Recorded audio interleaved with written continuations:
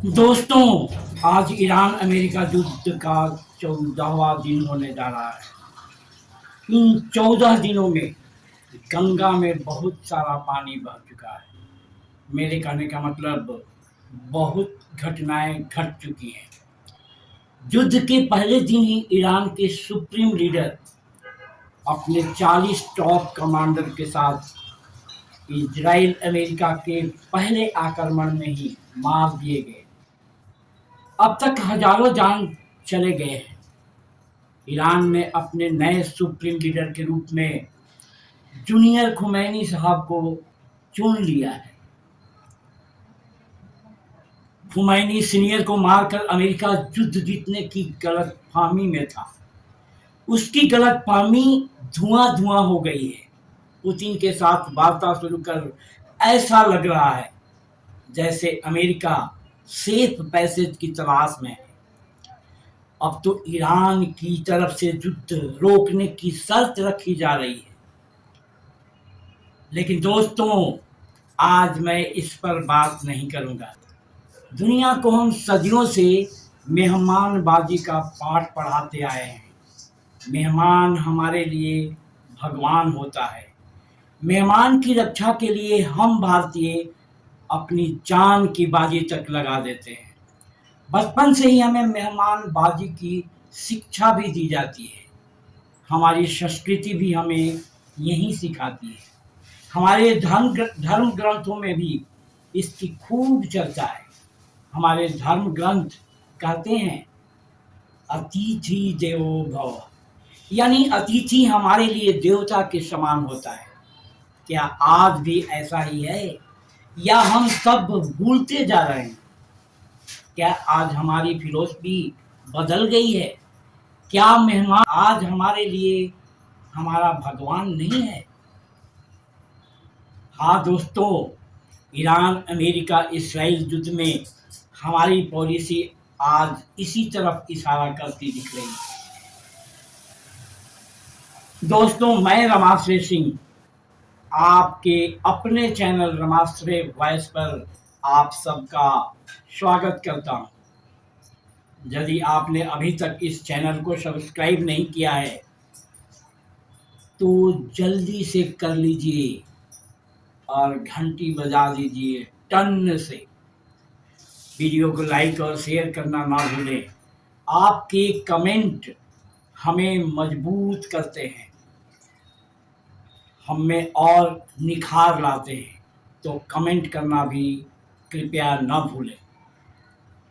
दोस्तों, फरवरी 26 में हमारी इंडियन नेवी ईरान की नेवी के साथ युद्धाभ्यास कर रही थी। ईरान का एक युद्धपोत तकरीबन 100 से अधिक सैनिकों के साथ भारत आया था।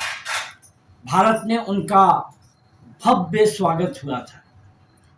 यही युद्धपोत 4 मार्च 26 को युद्धाभ्यास खत्म कर वापस जा रहा था। अमेरिका ने अपनी पनडुब्बी यूज कर इसे मार गिराया।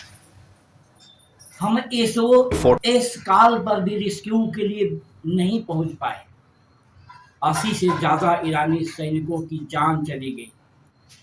अब हमारे ही देश के कुछ लोग कह रहे हैं कि this is none of our business. यह घटना इंडियन ओशियन में हुई। कुछ लोग तो यहाँ तक कह रहे हैं कि इंडियन ओशियन का मतलब इंडिया का ओशियन थोड़े होता है। शायद अपने पंत प्रधान की ये वाली स्पीच सुन लेते तो ऐसा नहीं कहते। भारत पूरे इंडियन ओशन रीजन में पेपर पर आज हमारा देश 3 ट्रिलियन इकोनॉमी का देश है। अब यह अलग बात है कि देश की 80 करोड़ जनता 5 किलो राशन के लिए लाइन में खड़ी पाई जाती है। इतनी शक्तिशाली सरकार कभी नहीं थी। आज सरकार जब चाहे अपने मन मुताबिक कानून बना सकती है। उसके पास इतने सांसद मौजूद हैं। थोड़ा अपने पहले के पंच प्रधानों को देखते हैं। 1971 भारत पाक युद्ध के समय यही अमेरिका भारत के महिला प्रधानमंत्री इंदिरा जी को धमका रहा था। अपना एक युद्धपोत भी भारत के तरफ भेज दिया था। इंदिरा जी टस से मस नहीं हुई। अपने पंत प्रधान वाजपेयी जी को ही ले लीजिए।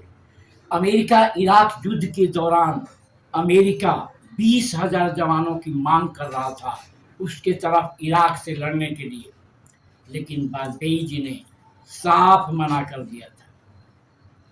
हमारे मनमोहन सिंह जी, जिन्हें अपोजिशन वाले मौन मोहन सिंह कहते हैं और पता नहीं क्या क्या कहते हैं, इतने कमजोर कहने वाले मनमोहन सिंह जी यूएनओ में खड़े होकर अमेरिका के विरोध में बोला था। आज अमेरिका हर रोज हमारी बेइज्जती करता है। कभी कहता है Indian economy is dead economy.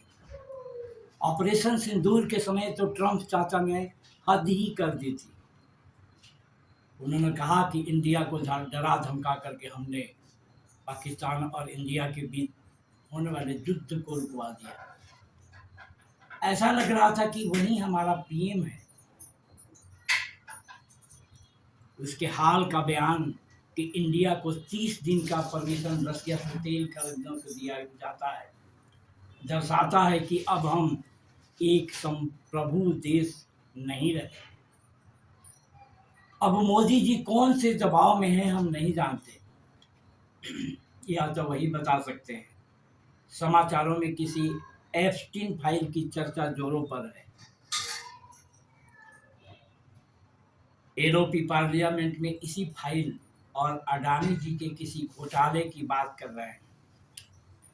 दोस्तों, आपको तय करना है सच्चाई क्या है। आज के लिए बस इतना ही। जय हिंद।